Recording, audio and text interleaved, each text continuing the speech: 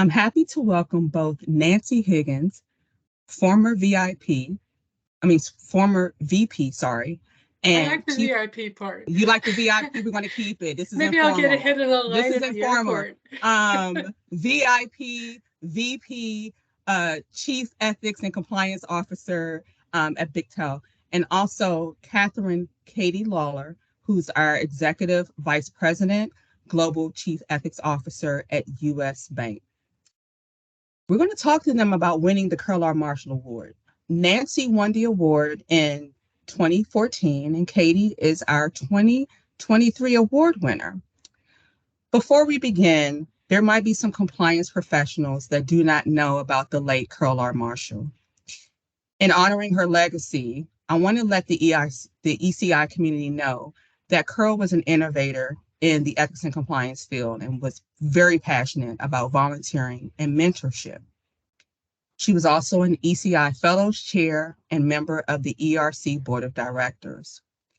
Her smile and presence remained infectious to all that knew her and worked with her. During the interview, I will give each of you the opportunity to speak on Carl and her legacy. So, without further ado, ladies, let's jump into this honest and informal interview and talk about all things Carl R. Marshall Award and our ECI Ethics and Compliance community. So, first question, I'm going to stick to the topic of Carl R. Marshall since I just brought Carl and spoke her presence and existence.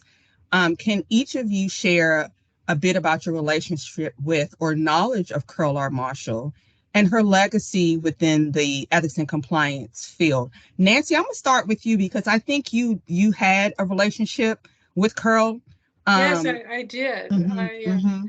I first ran into Carol in the DII, the Defense Industry Initiative, when after the merger of Lockheed and Martin Marietta, she became their first director of ethics and compliance, maybe vice president, I can't recall. I was at Boeing then, and we'd actually had a visit from two of her senior folks to come out and find out, how to do a program. And so it was wonderful when I saw her next to get to chat with her. And we seemed so much alike and had so much in common that we did become friends. Later, she left Lockheed Martin, and I was then chairing the DII working group and suggested that she come on as a consultant to the DII because we just changed directors and had Dick Bednar, who was not familiar with that organization. So I got to work with her in that capacity. And later, when I went to Lockheed Martin and took her job, and before that, though, now to think of it, I probably gave Carol her first consulting job because we needed to have someone come in and do an external review of the ethics and compliance program at Boeing. And I thought Carol was very well respected, and we'd get somebody who knew what a program should be like. And I remember talking to her, and she's saying that I don't know what to do. Well, fortunately, I had experience in what to do, so could set her out. She did a great job for us, and it was delightful to work with her in all respects. Then when I left Lockheed Martin to go to MCI after the WorldCom debacle, I hired Carol to come in and work for me. And so we had an opportunity to work as colleagues in all sorts of different ways. And she was a great addition to our program. And later, when we were getting ready to sell the company, she went back on her own. And I think it was after that she joined and was more active in the Ethics Resource Center at that time, in the Ethics Resource Center Fellows Program. But Carol just had such a marvelous attitude, was always interested in trying something new.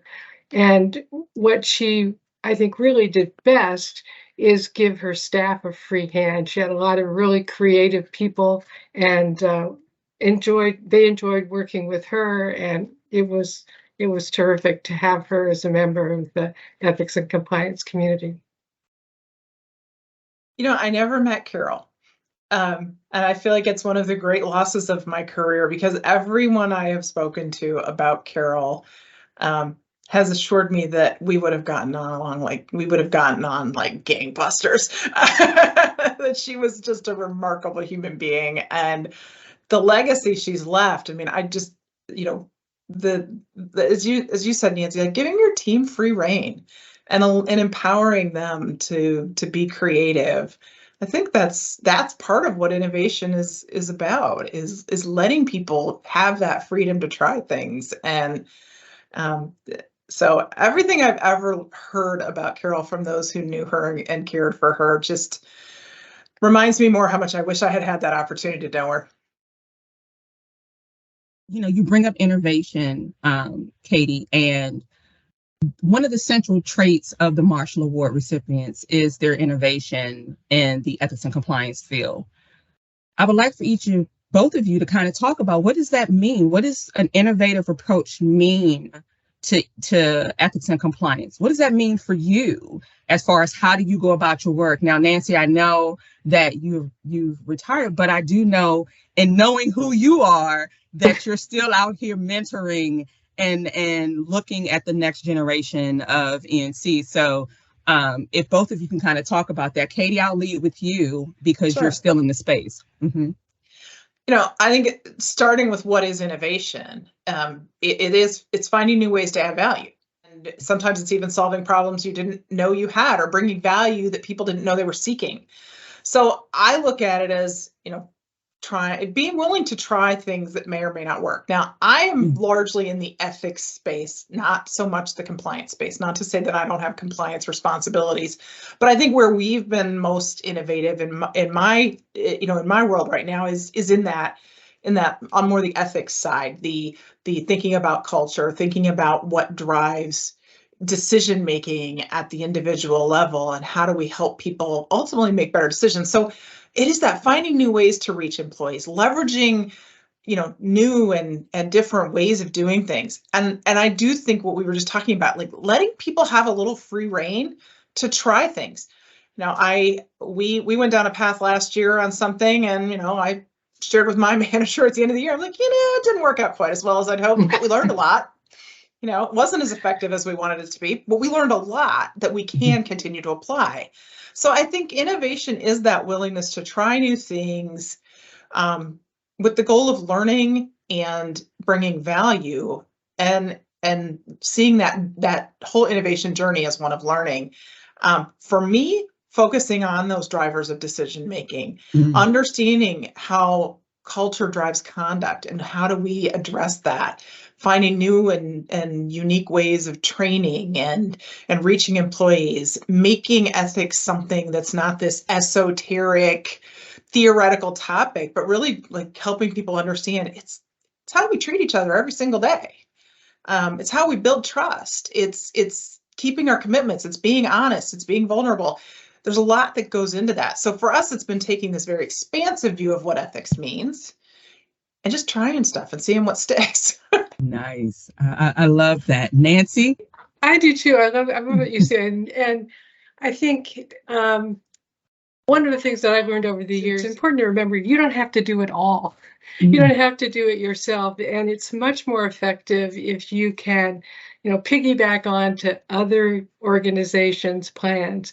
You know, for instance, if communications is going to be involved in a big promotion about something in the company, try to bring the ethics part into that so that, you know, you'll take advantage of their communications effort. And, you know, it's really true what they say, you know, you can get a lot done if you don't want the credit and work with others.